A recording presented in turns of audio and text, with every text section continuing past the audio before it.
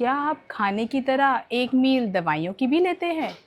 क्या आपको diabetes, bronchitis, PCOD, thyroid, fatty liver, cholesterol इनमें से कोई भी बीमारी है? तो दवाई खाने की कोई ज़रूरत नहीं है। क्या? जी हाँ, आपको दवाई खाने की कोई ज़रूरत नहीं है। नमस्ते, मेरे चैनल जीवन पूंजी में आप सभी का स्वागत है। एलोपैथिक मेडिसिन खा के हम कभी ठीक नहीं हो सकते।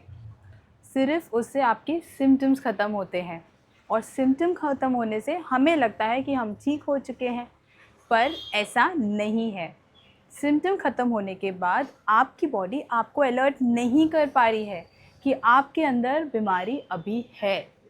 बीमारियों के सिम्टम्स दिखाना आपकी बॉडी का मैसेज या सिग्नल है टू योर ब्रेन कि मैं ठीक नहीं हूँ। फॉर एग्ज़ाम्पल, जब भी आपको फीवर, कफिंग, स्नीजिंग, वॉमिटिंग या डायरिया होता है, ये आपकी बॉडी का तरीका है इन्फेक्शन को बाहर निकाल फेंकने का।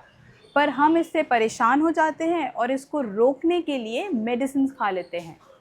अब सिम्टम ख़त्म करने के लिए आपकी मेडिसिन बहुत अच्छे से वर्क करेगी और ये सब रोक देगी। इससे आपकी अनईजीनेस और बेचैनी बढ़ जाएगी, पर बीमारी ठीक नहीं होगी। इसलिए मैं आपसे रिक्वेस्ट करती हूँ, जब भी आपको कफिंग, वॉमिटिंग या स्नीजिंग हो, प्लीज़ मेडिसिन ना लें। उसकी जगह फास्टिंग करें या बहुत ही हल्का खाना खाएं। देखना आप बहुत जल्दी ठीक हो जाएंगे। कोल्ड, कफ, स्नीजिंग ये तो आम बीमारियां हैं, पर डायबिटीज़, पीसीओडी, कोलेस्ट्रॉल जैसी बीमारियां जल्दी ठीक नहीं होती। ये बीमारियां आपकी लाइफस्टाइल से जुड़ी बीमारियां हैं। ना ही ये बीमारियां एक दिन में लगी हैं और ना ही ये बीमारियां आपकी एक दिन में ठीक हो सकती हैं। ये बीमारियां आपकी अनहेल्दी लाइफस्टाइल की देन है, जिसे आपने सालों मेहनत करके अनहेल्दी खाना खा के अपनी बॉडी में आने दिया है और फिर एक्सरसाइज ना करके उसे बढ़ने भी दिया है। तो चाहे आप कितनी भी दवाइयाँ खा लें, आप इन बीमारियों को ठीक नहीं कर सकते। इनको ठीक करने के लिए आपको अपनी अनहेल्दी लाइफ को चेंज करना होगा। अगर आपको अभी भी समझ नहीं आ रहा है तो एक एग्जाम्पल समझिए।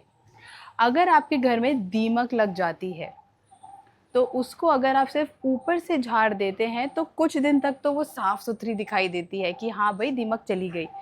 पर कुछ दिन बाद वो फिर से उठ के निकल आ जाती है और कहते हैं ये दीमक कहाँ से आई। जब तक हम दीमक को जड़ से नहीं निकालेंगे, जड़ से कंट्रोल नहीं करेंगे, तब तक वो कहीं ना कहीं से निकल आएगी। आपकी बीमारियां भी दीमक की तरह ही हैं। अगर आप उसको जड़ से ख़त्म नहीं करेंगे, अपनी अनहेल्दी लाइफ चेंज नहीं करेंगे, तब तक वो आपके अंदर वहीं ही रहेंगी और बढ़ती रहेंगी। तो क्या इन बीमारियों को बिना दवाइयों के ठीक कर सकते हैं? जी हाँ, ये बीमारियां बिना दवाइयों के भी ठीक हो सकती है और इसको ठीक करने का बहुत ही आसान तरीका है, जिससे आपको बैग भर के दवाइयाँ खाने की भी ज़रूरत नहीं है और डॉक्टरों के चक्कर लगाने की भी ज़रूरत नहीं है। आइए जानते हैं वो क्या आसान तरीके हैं। टिप नंबर 1, कोई भी मील लेने से पहले आपको एक प्लेट फ्रूट की या एक प्लेट सैलड की लेनी चाहिए। इससे आपका डाइजेशन फास्ट होगा और बॉडी को रिक्वायर्ड न्यूट्रिशन भी मिलेगा।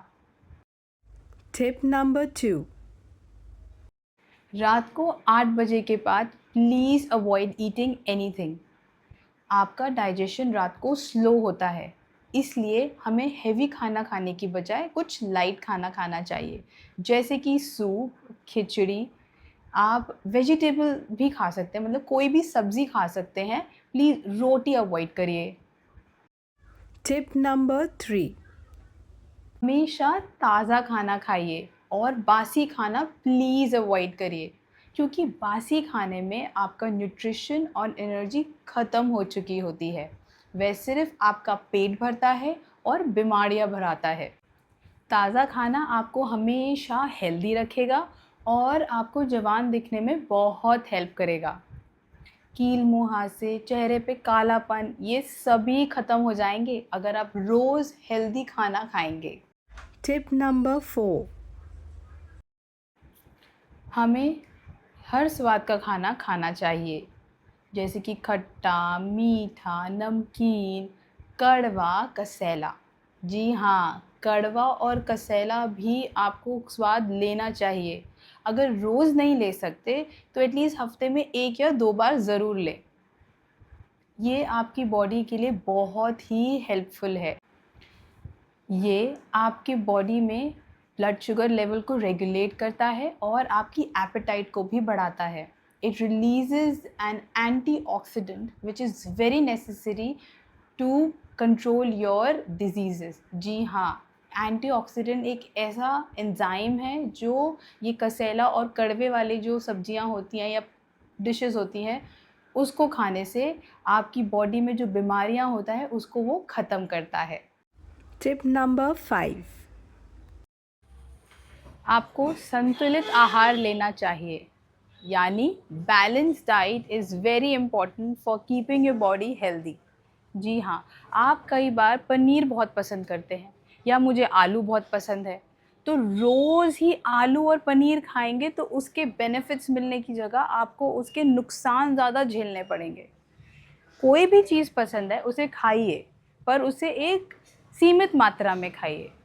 एक limited amount is good for health, पर अगर आप उसको ओवरडोज करेंगे, ज़्यादा खाएंगे, तो वो आपको हेल्दी नहीं बनाएगी, आपको अनहेल्दी बनाएगी। Tip number 6. योगा करिए। मैंने आपको लास्ट वीडियो में भी कहा था, योगा के बहुत ही बेनिफिट्स हैं। Please to yoga. एक्सरसाइज करना पसंद है तो आप नॉर्मल एक्सरसाइज करिए, बट योगा करते हैं तो आपकी पूरी बॉडी एंड माइंड और सोल एक साथ होके आपको उस अनहेल्दी डाइट से फाइट करने में हेल्प करेंगे और बीमारियों से भी लड़ने में हेल्प करते हैं। Tip number 7. End of course last में 1 घंटा अपने लिए रोज़ निकालिए। रोज़ नहीं निकल पा रहा तो हफ्ते में एटलीस्ट 3-4 बार तो निकालिए। 3-4 बार नहीं तो 2 बार निकालिए, पर प्लीज़ अपने लिए 1 घंटा ज़रूर निकालिए और उसमें वो करिए जिससे आपको खुशी मिलती है। Because it's very important to relax yourself. आपने जो स्ट्रेस अपने दिमाग पे दे रखा है बीमारियों को लेके, रिश्तों को लेके, अपनी डेली लाइफ को लेके, उसको कम करने के लिए वो रिलैक्सेशन पॉइंट बहुत ज़रूरी है। पर अगर आप कभी बहुत ज़्यादा स्ट्रेस्ड हैं और रिलैक्स नहीं कर पा रहे हैं, उस टाइम क्या करें? उस टाइम एक बहुत ही आसान तरीका है, आप गाना गुनगुना सकते हैं या अपने आप गाना गा सकते हैं। अगर आप उस जगह पे हैं जहाँ आप गाना ना ही गुनगुना सकते हैं ना ही गा सकते हैं, तो आप गाना सुनिए, अपने ईयर प्लग्स लगाइए और अपना गाना प्ले कर दीजिए। Music is the best therapy to reduce your stress, to relax your mind.